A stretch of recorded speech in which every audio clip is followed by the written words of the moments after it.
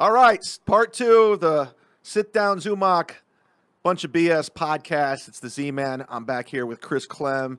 We got Paul on the ones and twos. We're back already? We're back, dog. Oh, man. We wore the same shit. I almost wish I had another shirt I could have, ran out and changed into. Oh, that's to make fine. you look bad. Chad, you're wearing the same shirt a week later? What's wrong with you? Yeah, that would have been just a punk me. Punk. Do you remember that show, Punked? Everybody was on that show using it as a credit. Oh, yeah. What, BJ Novak? Yeah. Dak Shepard? Dak Shepard. Owen Benjamin. He was on Punked. Alt-right favorite, Owen Benjamin. Where's my bear next to my Twitter icon? I mean, no disrespect. He's cultivated an audience, but for some group that's talking about how tough they are, they chose the least intimidating emoji. The bear? Yeah, it's like a teddy bear face. Oh, Jesus. When I had that Them fucking... versus the roses. You remember when I got in that big extension fight? Yeah. And I lost my Twitter. It got stolen. Yeah. So I don't have to rehash it, but I was sticking up for Dina Haslam, and all his fans started coming at me. And when they stole the Twitter, they came at my Instagram, and they started fucking dropping clowns. Like, is that a thing with the younger generation? Yeah. What is that? Are they just clowning everything? You're a clown. You're a clown. But it didn't hurt my feelings. It was just, I go, this is weird. It's supposed to be annoying. I called some dude out on Facebook, and I gave him the little clown, but it was public. Also, he's on the spectrum. I bullied an autistic kid. It's pretty much what happened. Wow. But I put the clown emoji. It just gets under your skin. Yeah, it was annoying. They really thought they were like fucking with me, and I'm like, it's just annoying. Yeah. I saw a billboard for Extension's new album. Oh, he has another one coming out? What is he, fucking Tupac? Yeah. I mean, he had 100,000 SoundCloud samples. I had to actually go do my homework on that dude because I didn't know anything about him. I mean, he was just garbage rapper, in my opinion. Just straight up garbage. Garbage person, beat his girlfriend unconscious, pregnant. And I don't understand why these diehard dudes are I don't get this generation. I'm so old. Yeah. Because he's sad. He's the millennial Tupac. Is that what they call him? That's what they call him. Ah, what a fuck. Which, without even, I guess this would make people mad too. Tupac is the most overrated rapper in history. Oh, snap! He did that. Oh, no. What if this gets back to his people? Well, I expect to be murdered. I will lose on who dies first.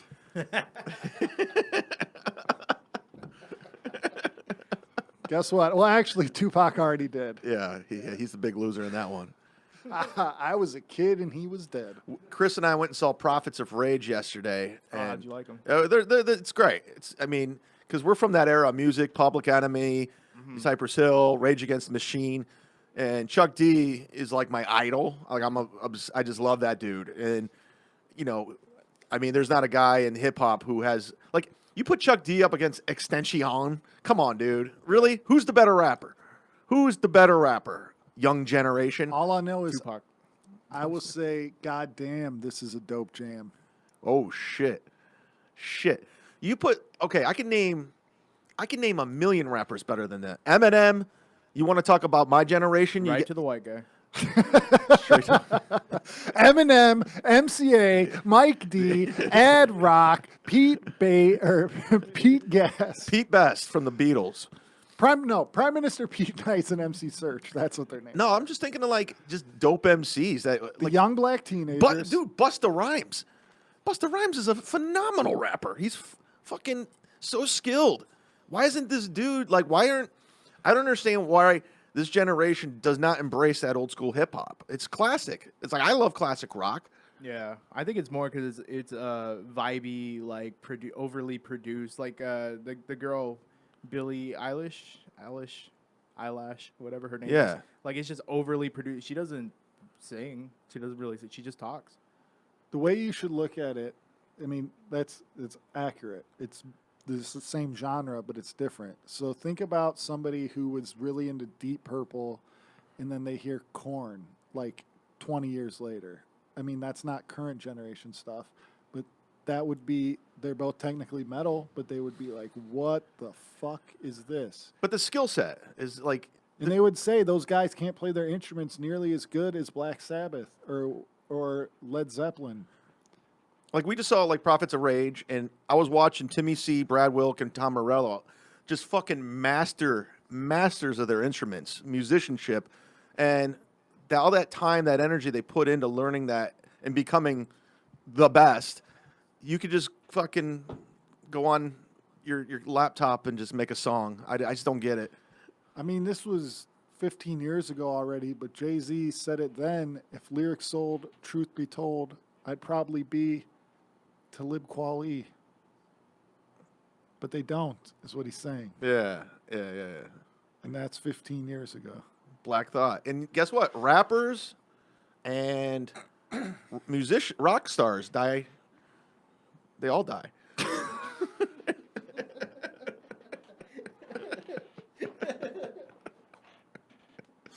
Welcome to the Who Dies More podcast. Well, I teased it in the first They part. all do. Well, we teased it in the first part. Let's talk about some of the greatest deaths in cinema. Any on the top of your head? I know mine. Let off some steam, Bennett. Oh, that's a good one. Throws a pipe through him in Commando. I'd say when Sheriff Teasel gets what's coming to him in Rambo or in First Blood. Does he die? No, I just know you were defending him. No, I was before. just doing it just to be an ass on Twitter. But there's an alternate ending to Rambo where he kills himself. Yeah, that was the original ending. This is the way the book ends. Oh, is that how the book ends? Yeah, Damn. they just kept it going because Stallone was ahead of the game. He saw there was potential for sequels there. Rambo, I guess that script was shopped around so much, nobody really wanted to touch it, and he's the one that put his hands on it. And he, I guess the original movie was like 4 hours long, and I guess Rambo had all these like catchphrases, and Stallone took it all out. He goes, "I want him to be quiet. He doesn't need to be talking. Let him just, Well, if you are a big fan of the series, which I am, all 4 of the movies are so tonally different from each other that it's very disjointed to watch them back to back to back to back. It's hard to watch back to back. Yeah, the original is a straight drama. The second is a huge over-the-top 80s action movie. The third is like a low-budget Canon Films type grindhouse action movie.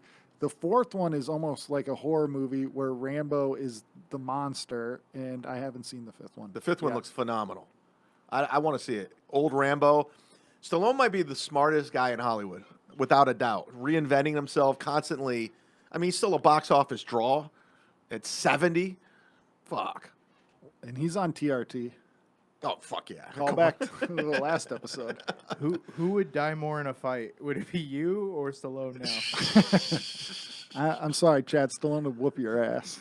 Oh, Stallone will fuck up anybody, man. He got his neck broken on Expendables because he wanted this stunt to look good. Really? As Steve Austin talked about in his podcast, he's like, Stallone made him throw him into this brick wall because he said it didn't look good enough, and he threw him so hard that he broke his neck, and he was like, perfect, we got the shot. But that's more because he was 70. Yeah, true. He just cared about the shot. Yeah, Oh, because he directed the first Expendables. But you think these guys are like super hard, and then you watch Schwarzenegger get drop kicked, That's true. and then you're like, oh, okay. I mean, yeah, it's like, oh, wait, they are older than my grandparents. Gotcha. Yeah, exactly. But my grandpa was never buff. That's why I want to get on the HGH, man. I want to be a 70s action hero, a 70-year-old action hero. Just watching Chad walk around jacked. I'm getting there. That's going to happen. You're going to be in the Expendables. You're going to steal my dream from me. That's another great idea. The Expendables. He takes all these amazing old action people, these alpha males, and he makes them relevant again and gives them roles. It's amazing. It's like Predator. He's also loyal to his friends because, like, Dolph Lundgren was doing jack shit. He dusted him off for the Expendables. Then he got to do Creed 2. Now he's producing some show for him on NBC. Yeah. It's like if you're tight with Stallone, and you stay tight, he will get you paid. He's like the Adam Sandler Sandler yeah, I was going there. action movies. Yeah, he's when you get in the Stallone camp, you're good to go. Same with the Sandler camp. Yeah, Wesley Snipes gets out of jail. I got a movie role for you lined up. Yeah, you're good. Mel Gibson, your career's okay. I got you. We're gonna fix your career. Yep. Jet Li, everyone forgot about you. Let's see if we can get you some heat. Yeah, his boys, he keeps them fed. The Predator is probably one of my favorite '80s action movies. Oh yeah. It's phenomenal, top to bottom. I just heard Schwarzenegger talking about in an interview about how it's kind of weird how Stallone and Ventura both were governors from that movie. Oh no, Schwarzenegger. Or Schwarzenegger, I'm sorry. Yes. That's very odd. But he said on the set, all those guys would just talk politics. Nothing is a greater predictor of future political success than being in Predator. I'm waiting for Carl Weathers to make his run next. Carl Weathers is going to be running for governor of Ohio. I'd vote for him. I'd move back and be like, Action Jackson, you got my vote. Who was the other guy? Billy, the Indian. He died this last year, so he died first. Yeah, he died first. He definitely died. He died more. He died more. He died more. I found that somebody said that dude was in porn. He might have been. I don't know. He was in the movie Lockup with Stallone. Was he in lockup too? Yeah. That was a big Chuck and Little for everyone back home. Big Chuck and Little John. We actually, I went to Big Chuck and Little John with Polk, and just for Did you guys get the Jim Szymanski popcorn? Oh yeah. Oh man. So we You could see me lighting up if you're watching this on YouTube. we didn't watch the movie because they taped like the ins and outs, Yeah, but they would yeah. show the frames. It was lockup. Oh, the thing where they had the freeze frame and their little logo on it and stuff. Yeah, like coming up, kids, lockup with Sylvester Stallone. My favorite childhood memory of watching Big Chuck and Little John is when they showed House Party, and Big Chuck got real serious in between a commercial, and he goes, "Oh, hey gang, welcome back to House Party. This is a great, funny movie, but I gotta say, I have a real problem with the way they portray and treat police officers in this movie. Really? I don't like it, but besides that, it's a good movie." That's what you want from your Big Chuck. You want a statement. This is an old show from back home. You don't know. This is. No, I have no idea what's going on. Yeah, It was just took me out of it completely, and I was like, okay, yes, I'm sure there's a lot of black people that would disagree with you, Big Chuck. Still kicking too.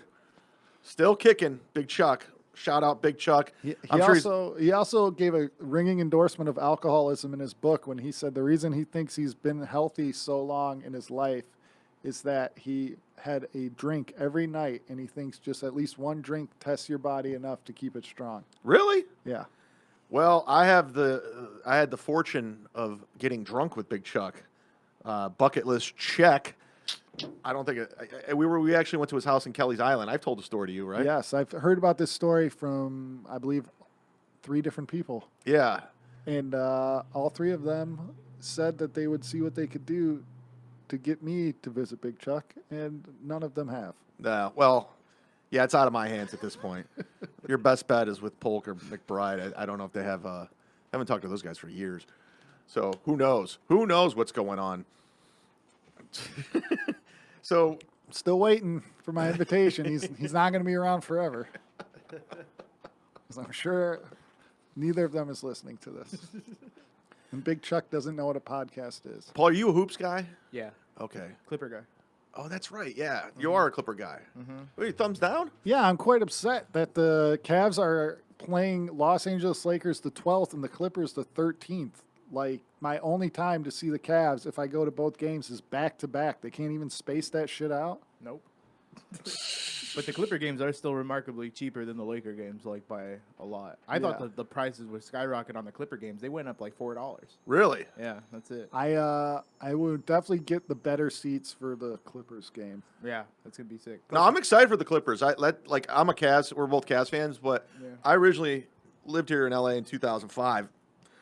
So my secondary team became the Clippers because I used to go to the games with Tripley, and then no one was there. It was like Penny Marshall and fucking what's the Billy kid? Crystal. No, there was a kid. Who was the kid? Frankie Muniz. Oh, yeah. Yeah. And that was it.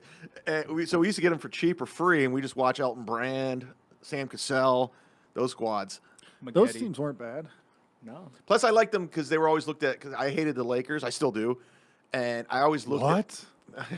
I hated them, and I liked the underdog squads, and they were definitely the underdog squad.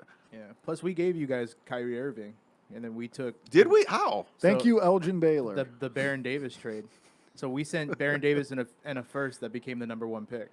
Yeah, And we got Mo Williams and Jamario Moon. and that led to everybody putting protections on their picks after that. Yep. Conditions. That's right. Yeah. Yeah. Elgin Baylor, a legend. That goes along with the thing that every great NBA player is a terrible GM. Elgin Baylor was a joke of a GM. Michael Jordan, terrible. The only one I can think of that was actually any good was Jerry West, and Jerry West is. that's like the broke the exception mold. that proves the rule. He What might about be Joe the GOAT. Dumars? He might be the GOAT. Yeah, Joe Dumars, he did. I'll give Joe Dumars credit. He did make a championship team together, but he did. So he's a good talent evaluator, but he also showed that he was too loyal to the team's core after it was proven that it was Yeah. over, and he signed. I would say Joe Dumars second. What about best. Danny Ainge in Boston? He got a championship. Danny Ainge? Uh-oh. The Celtics are set up that they could be the best team in the NBA, and they spent the last 4 years pissing it away. If they would have just traded some of those picks and made some moves earlier, they could have been set up forever. But now Kyrie's gone. The team's going to suck this year. Danny Ainge overvalues every year after the trade deadline. Danny Ainge, somehow the Boston sports media would get a source saying, the Celtics almost had this guy and this guy and this guy, but for some reason the offers weren't good enough.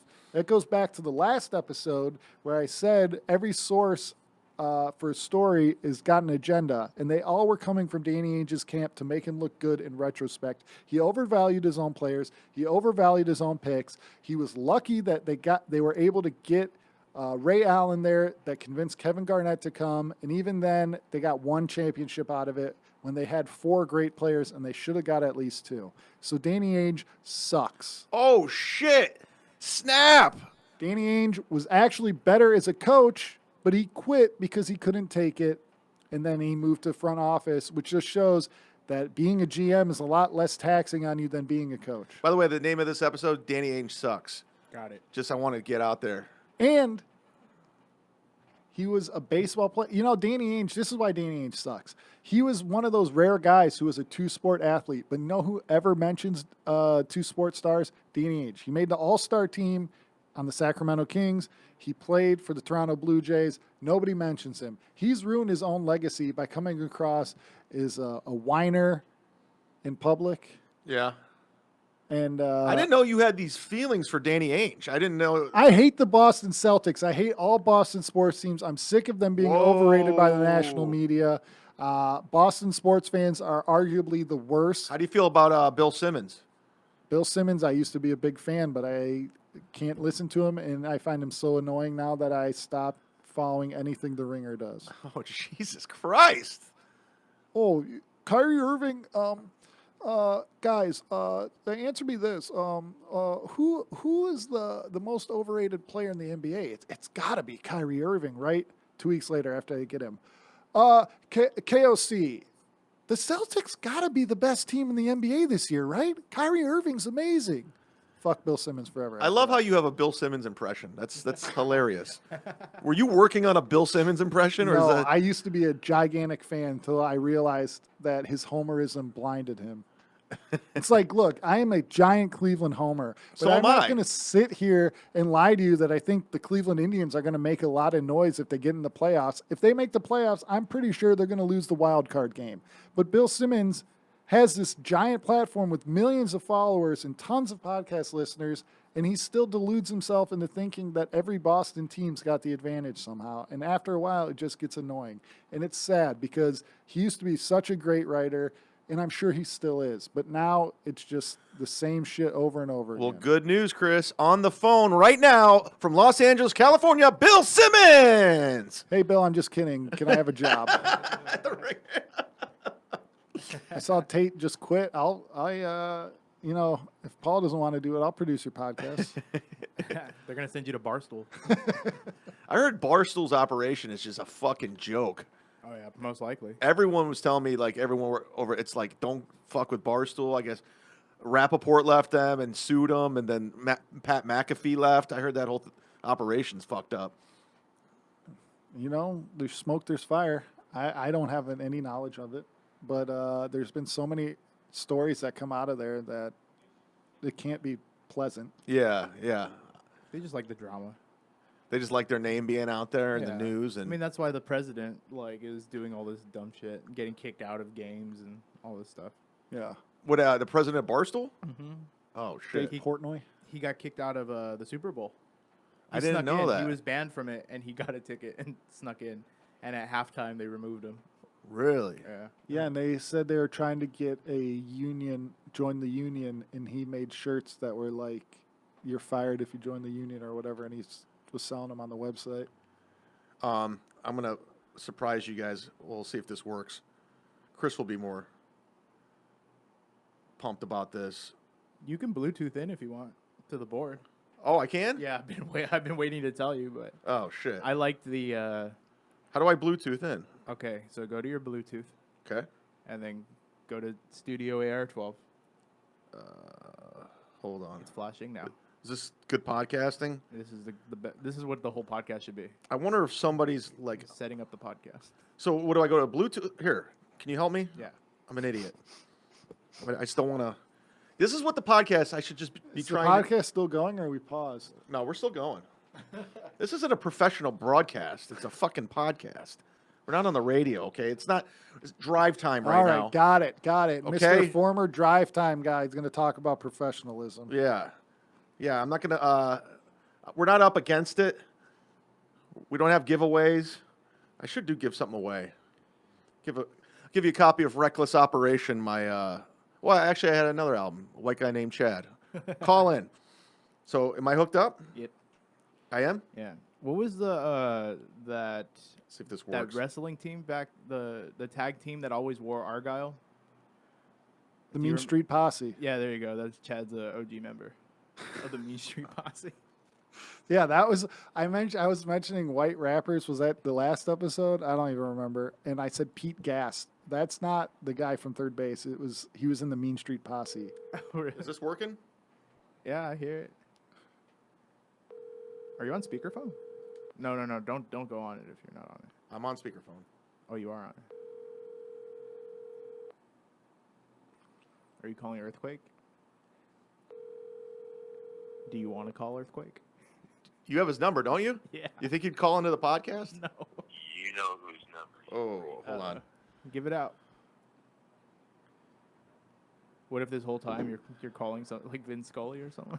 I did this on a past podcast where I just call random people, random comics, Uh-huh. and it was pretty good. I've done that, and then I get text afterwards, don't ever do that again. Yeah, so we shouldn't call Earthquake. Let's call it. Call Bruce and see if he'll tune in. Who's the best two sports stars? Deion Sanders. Really? Bo Jackson. Yeah, Bo Jackson. Does Goldberg count? He could. I mean, well, a lot of those wrestlers were former. Brock Lesnar. Yeah, actually. There you go. Kevin Green.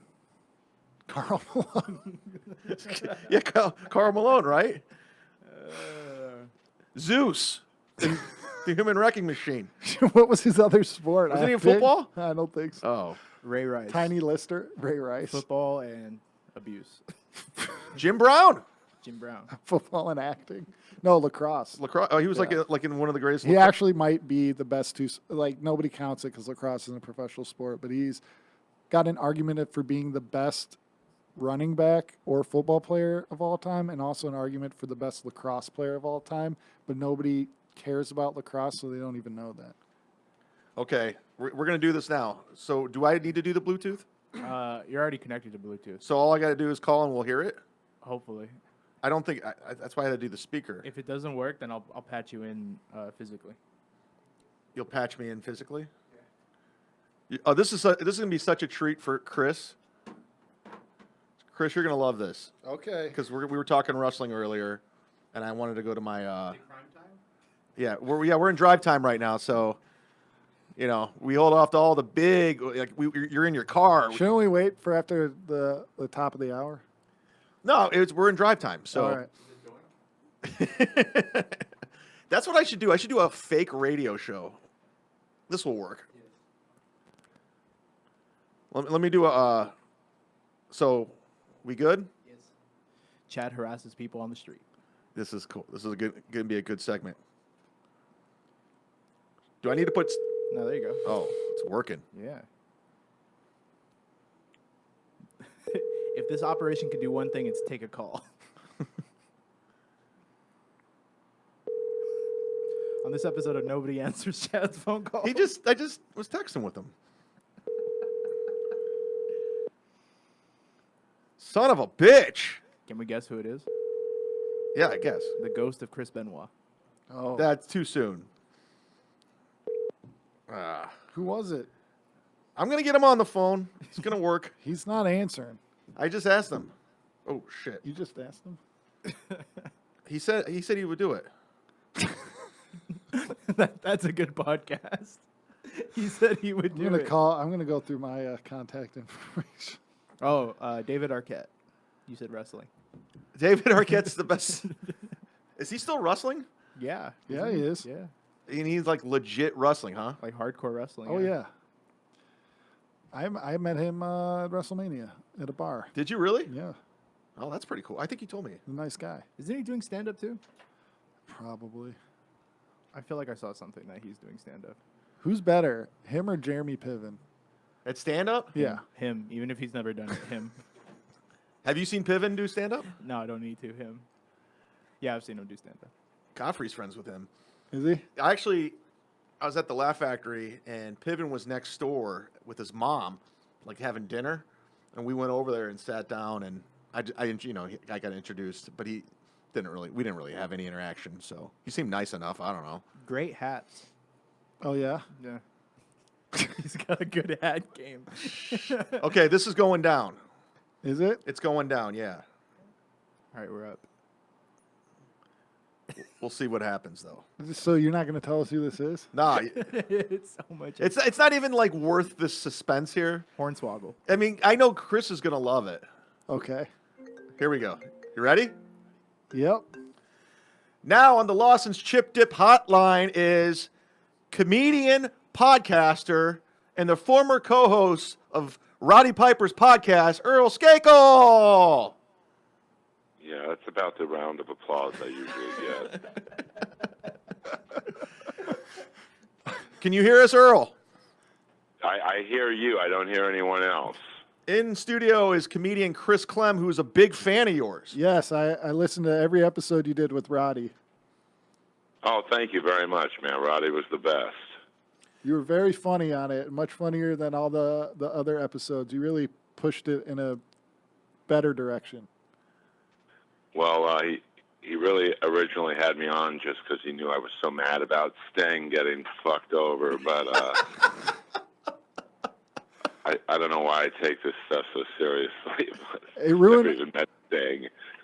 It ruined my day. I was at that WrestleMania. I couldn't even watch it afterwards.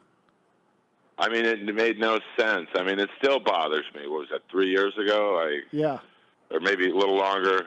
2015. Yeah, like the NWO comes down to save them when they never were allied with them once. Not even for a Thunder segment.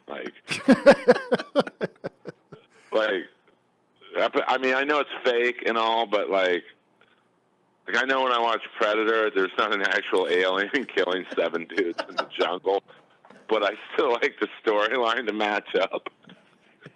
So it's like, 100%. and then I mean, it was cool seeing Shawn Michaels and Sting in the ring. Like that would have been cool, and then after 4 months of like going after Triple H, he shakes his hand in the ring and says, "Thank you." What the fuck? I mean, Oh, that was the most upsetting part. He hits him with his sledgehammer, and then he still stands up, and they shake hands. It's bullshit. I mean, Was that So, Vince McMahon sticking it to WCW? His ego? I think so. I mean, Sting was really the only guy. He was the only guy who never crossed over ever.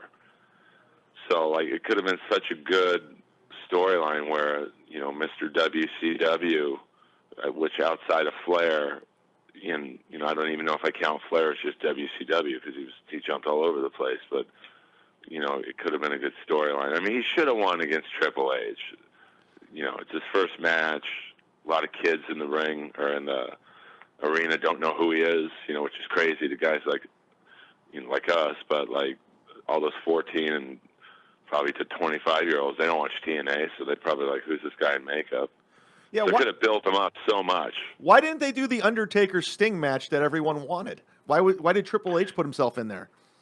Oh, because he's Triple H. I mean, that made the most sense. But I don't think. I mean, Sting must not have a very good manager. No, I'm actually being serious. It's like, if I'm Sting's manager, and I think he manages himself, actually, I would have said, hey, he wins his first match. I'm sorry, he's not coming to you guys to lose. And then he'll job to whoever you want him to job to. But just give him the belt for 2 weeks so he can say he's the only guy to ever have every belt. His manager is like some guy. It's either like his brother-in-law or somebody from his church that has no experience doing anything. Really? Probably is. It's probably the same guy who books the DC Comedy Law. But, I mean, that club's ripping off more people than fucking network television. But my check, I played there in December. It cleared. So, I mean, that's crazy. I mean, I know this is probably not the direction you wanted this phone call to go, but, like, I know of at least 3 or 4 comics who've been completely ripped off by him. So yeah, one of the here at the Comedy Pop-Up Network, Jen Murphy got fucked over. It was Jen Murphy. It was, let me see, there was another, I think, no, Tammy Pascatella got ripped off by Harvey's in Portland. You know, great. Now we're doing a podcast about the comedy clubs that are ripping off. As if talking about Sting in 2019 is not going to get you guys lower ratings. Hey, why don't we talk about whatever happened to Switek from Miami Vice? Sting's going to be at the Staples Center October 2nd. They're dragging him out for the first episode of SmackDown on Fox. Well, but I mean, I know they're setting up some angle, I think, with Bray Wyatt, but it's like it's 4 years too late. Like, yep. You know, it's just like he should have won the first match, or he should have beat Seth Rollins. You give him the belt for like 2 weeks, and then you know, then you can have him lose to, I don't know, John Cena doing that wigger stuff he does. You know. I said wigger with the W. Just, I'm in enough trouble in this business. I don't need that out there.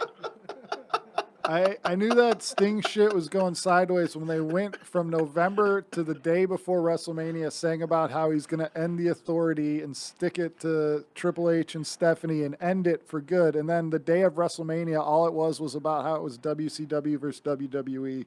I should have known he was losing then. But, I mean, I get the nostalgia thing, like, but it was kind of sad to see. I mean, you talk about the 3 worst guys in the history of wrestling to do a run-in at their age. Like, I'm serious, though. Like, it's like RoboCop going to the ring faster. So it's just like, and, you know, that storyline made no sense. And then DX and NWO are feuding, but it's like, well, wait a minute. Like, Kevin Nash literally just inducted Shawn Michaels in the Hall of Fame like 12 hours ago. Like, and I know it's fake, you know, I know. Like, but like, if you're gonna have a story, like, I know Kamala's not really from Uganda, or Abdullah the Butcher is not from the Sudan. He's from Atlanta. Same difference. Are you telling me Akeem is not actually from Africa? That's the most racist sketch in the history of television. When they did his debut, do you remember that? Yeah, it was like a Saturday. In the fucking, you got Gene Okerlund and Slick walking around an alley in New York, like that stereotypical bitch is there, and then you've got the fucking voodoo dancers with grass skirts wearing Nikes. It's like, what the fuck? Would they, nowadays, I don't think they would have that slick music video where half of it is him eating fried chicken. I don't know, man. I mean, in some ways, like, who knows? Like, you know, coming from roast battle, and that's not me trying to talk about that, but like, that's such a politically incorrect humor that maybe it could happen. So I mean, I told a joke on TV about a gay guy going, the only way you don't get HIV is if they take those letters out of the alphabet. And I'm not saying that's like the greatest joke, but like, I don't know, maybe it's coming back, politically incorrect humor. Well, I hope so. But so Piper loved you because you hated the Sting angle they took? Well, I think he just I mean, you know, we had known each other from the Comedy Store, and I think his manager reached out and said, hey, do you want to come on and talk about Sting? You know, Roddy loves you and all that stuff. And so I went on, and it went so well. I mean, it was supposed to be like a 30-minute segment, and ended up being like 2 hours because I was so fucking bitter and angry about it. You I still excited. are. 3 years later, you still are. But I mean, you know, just like it still to this day makes no sense. Like the WrestleMania match, the follow-up. I mean, you take this WCW icon, you know, really the Hulk Hogan of WCW, and after the WrestleMania follow-up was he's in, I'm going to forget the guy's name, that's how inconsequential he was, but he's in an after Raw goes off the air segment with a guy who was like a jobber of, I forget the guy's name, but it was like a real... Bo Dallas. Yeah, it's like, what? Like, he goes from WrestleMania main event, or the marquee matchup, to after the Raw goes off the air segment. Like, that made no sense. So, but then Roddy had such a good time. You know, after that, they were like, hey, do you want to just come in and be the co-host? And, you know, we had a lot of laughs. You know, probably the biggest one was one they had to take off the air. You know, they basically would have me guide Roddy back if he got off track. You know, like, Roddy was awesome, and, you know, I still get sad when I think about him. But, you know, he'd kind of lose his train of thought every now and then. Like, he'd be talking about Sting, and then, like, you know, 20 minutes into the story, he'd be talking about Kerry Von Erich out of the blue. Like, what the fuck? Well, he took a lot of hits to the head. I mean, with the... Oh, I mean, when you think about it, like, he started training with Stu Hart at, like, 15. So, like, he was 61 when he passed, so I went to USC, so my math's a little off. 46 years of, you know, chair shots, concussions. I mean, Rob Gronkowski just said today he had 20 concussions, and that's what he remembers. Like, you know, so can you imagine how many Roddy had in a 40-year wrestling career? So we had this one segment with Greg the Hammer Valentine where, you know, him and Roddy were very good friends. And Roddy, I think, ran out of something to say. He just looked at me, and he's like, ask him something. And I was like, you know, it was at 9 in the morning, so I don't operate well at that hour. So I'm like, oh, hey, I called him Mr. Hammer. Yeah, I was like fucking dead. I mean, Roddy walked in with like 4 Red Bulls that morning. I'll never forget. And I'm like, oh, fuck, that's very sweet. So I go to take one. He's like, oh, no, these are for me. Like fucking 4 Red Bulls in 2 hours. And I'm like, hey, hey, Mr. Hammer, what you think of Billy and Chuck's gay wedding? And he just went on like this 20-minute anti-homosexual rant. And, you know, as soon as he hung up the phone, because he was I think he lived in North Carolina. He was on the beach or something. The producer's like, yeah, that's not happening. It's like, I mean, I forget exactly what he said, but you can imagine. It was, it's unnatural, man. Man, 2 guys shouldn't be doing that shit. You know, it was just like, oh, boy, sorry. And then I think, just to get him off the subject, I'm like, hey, did Papa Shango really know voodoo? And it's just like, but, you know, it's like.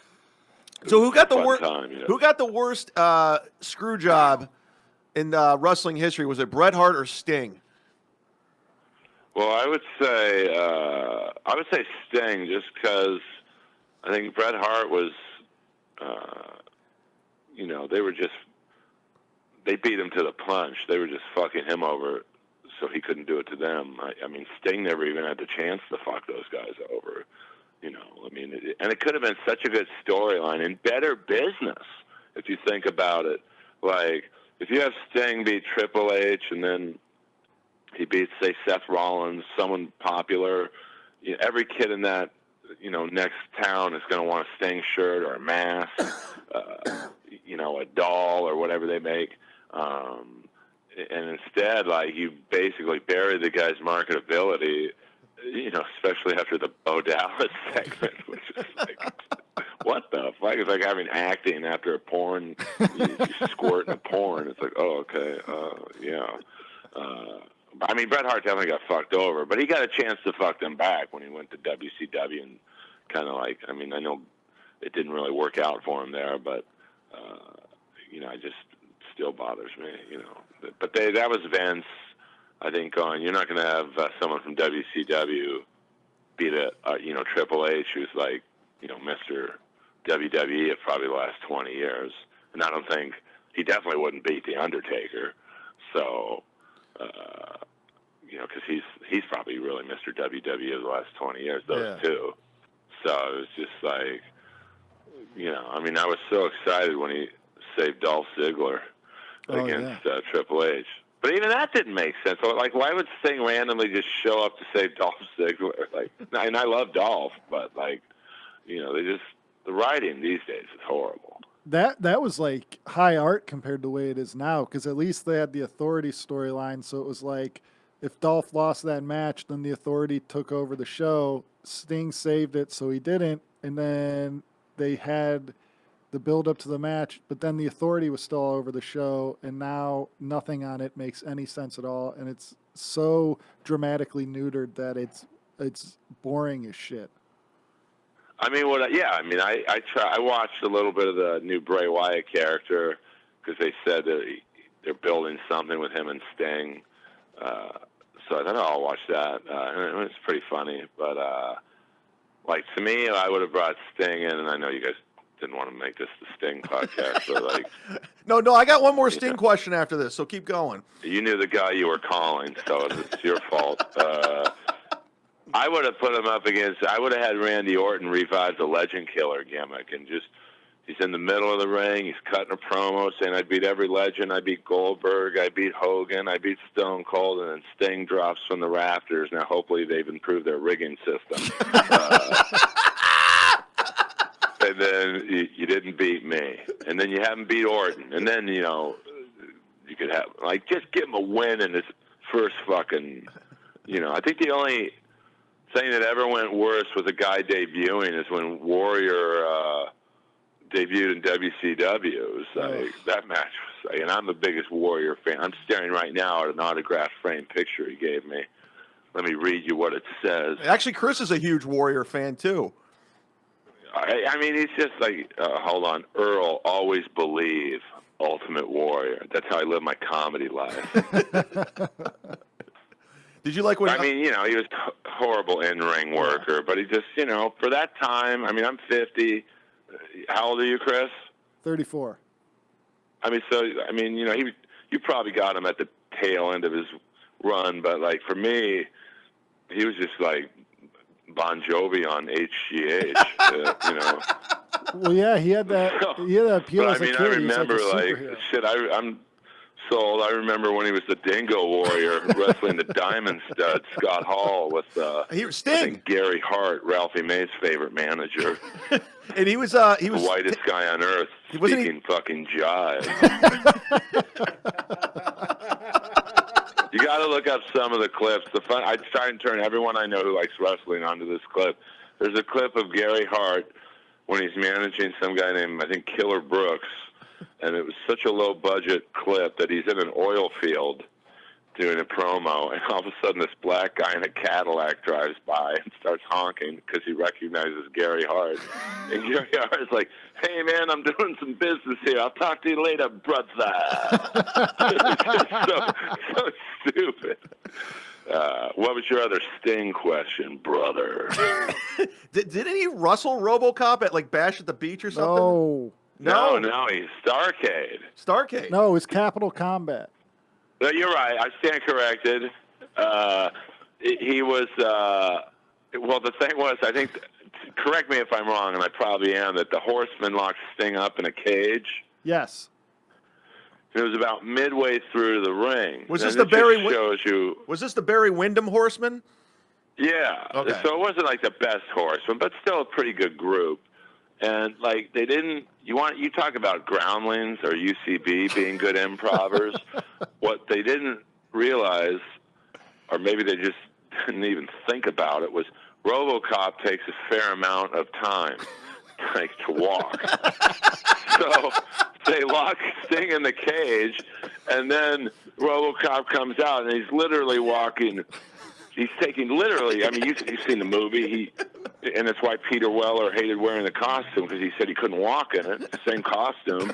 He's taking like maybe 4-inch steps, like. So you see the Horsemen trying to improv like they're busy for about 20 minutes. I mean, it's even worse than Shockmaster. Oh, the Shockmaster. Who? You sent me that clip of the guy, and he fell, and his like helmet came off. Well, they fucking they rehearsed it, and it worked.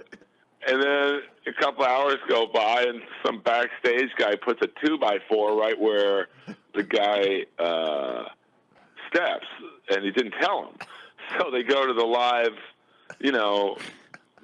rundown, and the guy trips. His fucking helmet flew off. So clearly, we knew it was. I forget who it was. Fred Ottman. Okay. And then you hear like Booker T, I think, doing color going, "Oh my God!" And then Sid Vicious is trying not to laugh. And, like it's just, I mean, I would say the RoboCop and Shockmaster are the two worst flubs ever. Davey Boy Smith, you can hear him going like, "He fell on his arse." Yeah, I mean, I think Davey Boy Smith literally broke his back on the Warriors trap door in WCW. Fall Brawl 98. Yeah, I mean, it's like crazy, like, I mean, some of the whacking. I mean, Rick Rude broke his back against Sting, and like, he didn't really, I guess he was so hopped up on roids or whatever that he didn't really feel it, and then Sting slams him again with a broken back. Ah, shit. I mean, can you imagine how much that hurt? Yeah, I mean, it's fucking crazy. So, I always love talking wrestling at 4 in the afternoon. Now, since Chris is a big Roddy Piper fan too, did Roddy ever share any stories from shooting They Live? Not really. I mean, we only interacted like at 9 in the morning on a Wednesday, so he was pretty. He wasn't the most verbose dude at that hour. Neither was I, to be honest with you. Like when he first asked me to do the podcast, he's like, "Just show up at 9," and I just assumed he meant 9 p.m. So I was like, "Yeah," and then I get a call. The first one I did about Sting at like 9:07 in the morning, and I'm like, "Where are you?" I'm like, "What do you mean?" "We're doing it. I told you 9. You said 9. I didn't say 9 a.m. I'm like, "No." He's like, "Oh, I'm sorry." So then he didn't really have any. We really just, when he'd show up at the Comedy Store late night, we would just fuck around with him and like ask him stupid questions, like how big, Abdullah the Butcher's dick was. And, we would just set him up to tell us stories. Like then he would tell us like a 30-minute story on. He's doing a tag match with Abdullah, and I forget who they were wrestling. And so for like 15 minutes, it's just Roddy and the other two dudes. And I think one of the guys whispers into Roddy's ear, "Hey, I think he's in the van in the parking lot." So they had this idea to take the match out to the van in the parking lot, and cameras followed them. and they open up the door, and Abdullah the Butcher's just pounding Krispy Kremes. Like, so we had a lot of funny stories like that, and you know, you could tell it would make him sad when we would bring up someone who'd passed, like, you know, Bruiser Brody or, you know, people like that. So we try to keep it to the living wrestlers. But by the way, not one has died recently of natural causes. Yeah. Yeah, that's true. We're due. This is what I'm saying. It's not that funny. I'm just saying we're due. Well, Harley Race just died. Yeah. But that's true. But he was like, what, 70? So, I mean, Yeah, he was really old. That's that's a rarity. pretty rare for someone to die just of old age in wrestling. No under 55 deaths recently. Ah. Yeah, that's crazy. If you look up that list on the internet, like pro wrestlers who've died, I think there's one under 50, and then even the ones that under 45, like Rick Rude, he was only like 40. Yeah. So.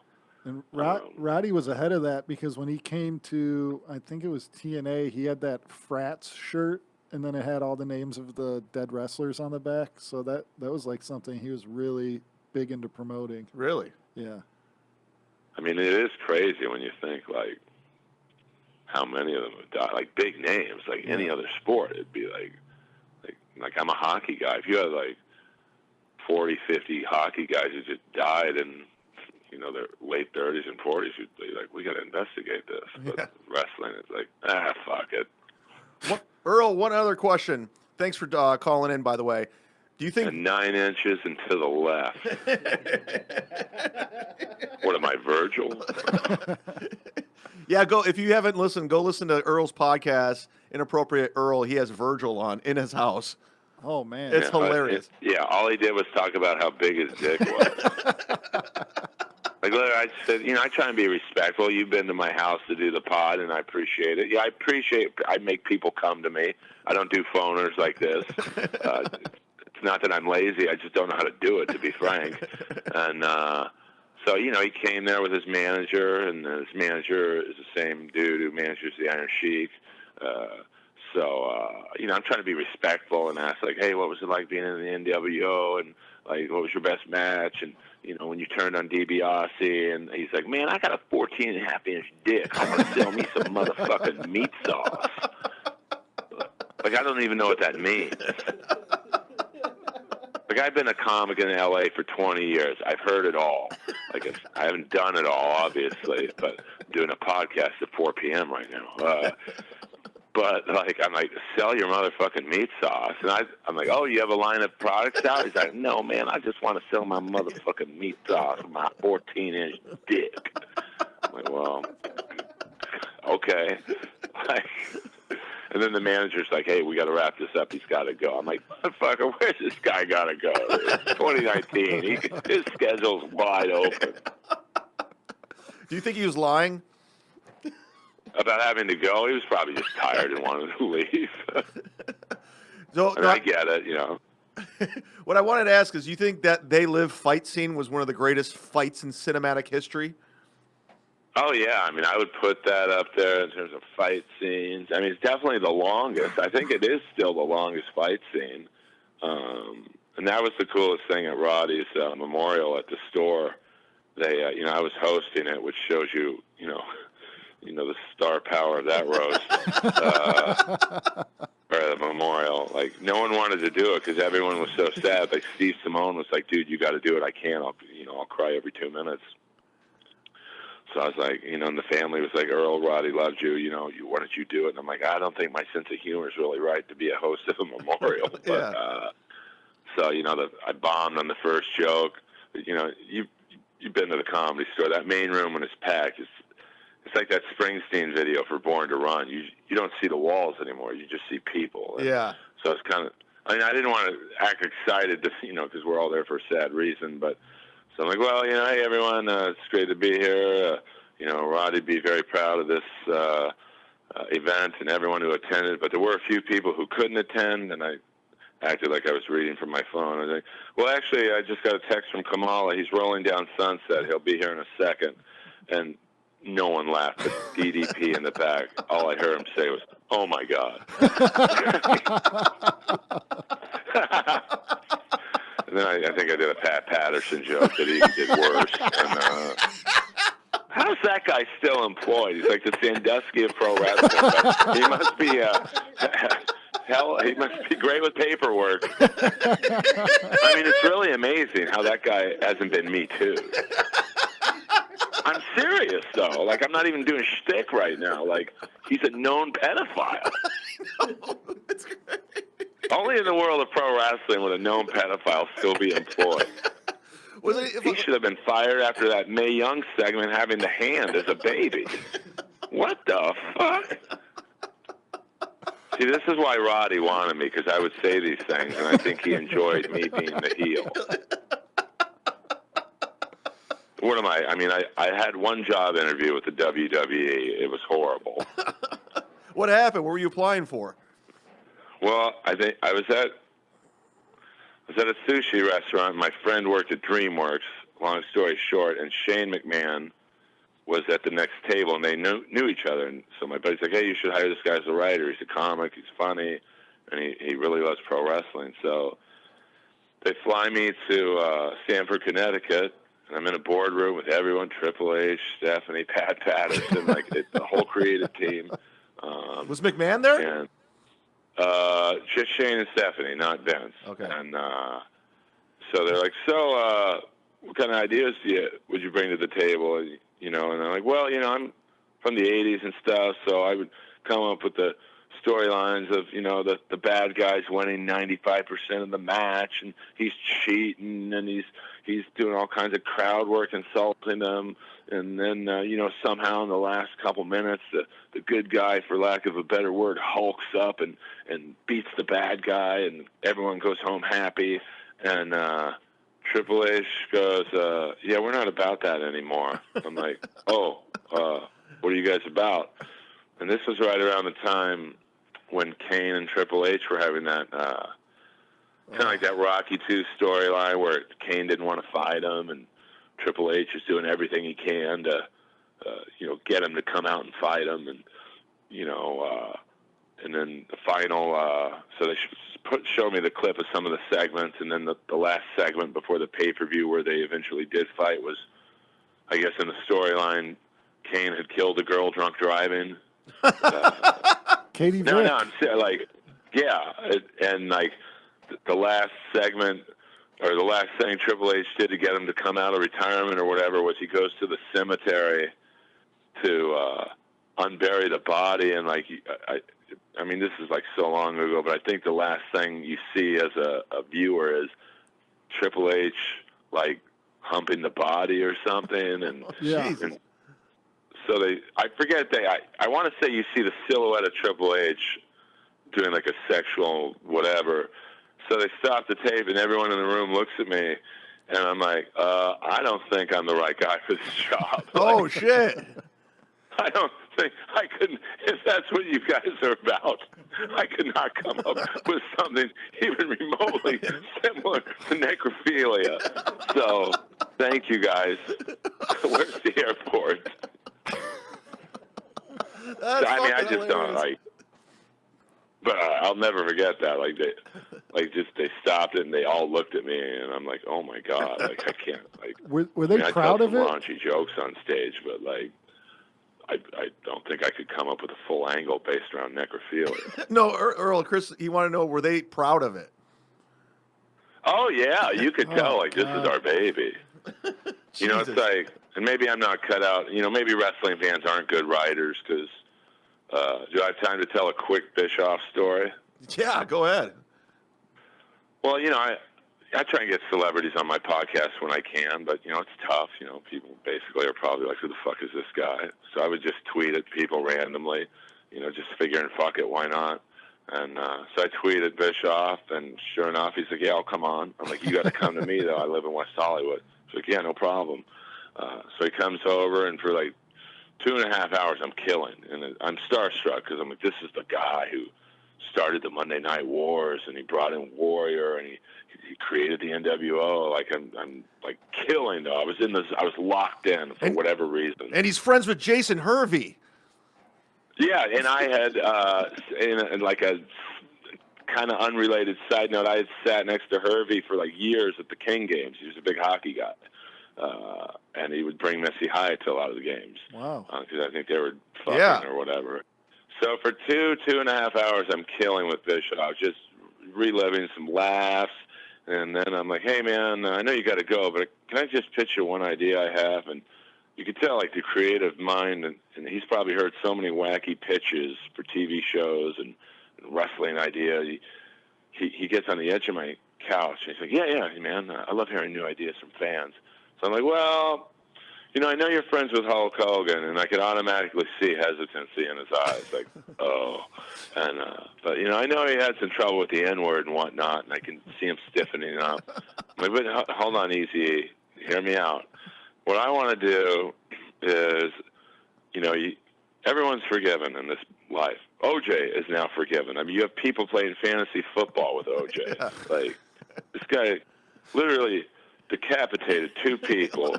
His blood is everywhere but in his own body, and people love the fucking guy.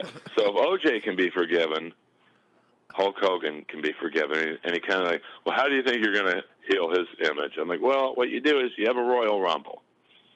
And you know what the Royal Rumble is? New wrestler comes in every 2 minutes. And he's like, it's already been done before. I'm like, not like my Royal Rumble. What you do is you have every black wrestler on the roster come out. Now, of course, they're going to be late, so instead of 2 minutes, it's going to be about 6 minutes. It's going to have to block off about a 6-hour segment of the arena. And then every black wrestler gets to whip him with chains. And he looks at me and goes, and then what? I'm like, oh, I don't know. That's about as far as I went with it. And then he's like, I got to go, dude. Earl, where can people find you? On an Amber Alert billboard on Western and Santa Monica. Oh, sorry, my bad. Now I'm doing bits. It's Inappropriate Earl, which is on Apple Podcasts and SoundCloud and Twitter and Instagram, just at Earl Skakel, EarlSkakel, and doing comedy when I can. Well, I'll put it in the description. Thanks for calling in. I wanted to surprise Chris with your stories of Roddy. And anything from you, Chris? Oh, no, they're just amazing, and he's spot on with almost every take. And that storyline with Katie Vick is horrible. A quick Kamala story for you. Do I have time? Do we have time? Chris, you got to go? No, I'll stay for this. Okay, go ahead. It's 2 seconds. Long story short, my dad was like, he was like the MacGyver of the 60s and 70s. He knew everyone from billionaires to prostitutes and anything in between. So one of his best friends was a guy by the name of the Count, Billy Varga, a very famous wrestler in the 50s. He's now a referee for the WWF. So Billy invites us down to the Olympic Auditorium, which is now a Korean church off the 5. But it had a lot of it was probably the number one place the WWF went to back in those days. So my dad takes me back there, and he goes off with Billy Varga, which shows you my dad's parenting skills, leaving me alone. In the early 80s, at a backstage at the WWF, I mean, you might as well just drop me off in Sandusky's basement. And so I see Kamala. And I was like, I don't know, fucking 12 years old at the time. So he was about 6'7" then. Now he's about 5'8". But because he lost both his legs to diabetes. Put out the status internet video. I didn't think my diabetes. Well, you may not have tanked, but you should have thought, you dummy. So he sees me staring at him, and he waves me over. So I start walking over to Kamala. Now he's in khaki pants and like a golf shirt. So I'm like, wow. Just as a kid, I'm like, wow, where's his grass skirt? Like, what? And he doesn't have the moon on his belly yet. And then Kimchi walks over. And I think at that time it was the Brooklyn Brawler. I'm like, oh, I thought Kimchi was Asian. And now at this point, it's like shaking hands with an 8-footer. Like, my hand goes up, and he's like, hello, young man. My name's Jim.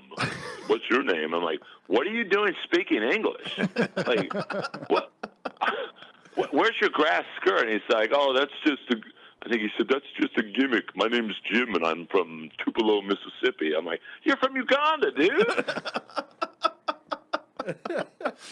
And then the Brooklyn Brawler extended his hand. I'm like, I thought you were Asian. Like, what the fuck? I should have stopped at the last story, but it was. Now I'm bombing on your podcast. No, man, it's like finding out. love you guys. Yeah, thanks for calling in, Earl. Yeah, no problem. See you, Chris. See ya. Bye-bye. Bye. That's Earl Skakel. That was fun. Great story. Great stories. I'm glad it worked out. It paid off, right? Yeah, I'm it glad really did. somebody else was as upset about Sting's Triple H match as I was. 'Cause Yes. I sat in the stands and my friends I remember. took videos making fun of me because I couldn't even watch the rest of the show. I just walked around after a while. Yeah, I knew that. Yeah, you guys had the same take on it. That's so funny. Shit. Well, we'll probably wrap this up here, guys. Where can people find you, Chris, Paul? At Chris_Clem, at Chris Clem Net on Instagram, because apparently in LA all anybody cares about is Instagram. That's true. Yeah, get me at the Paul Antonio. I need followers.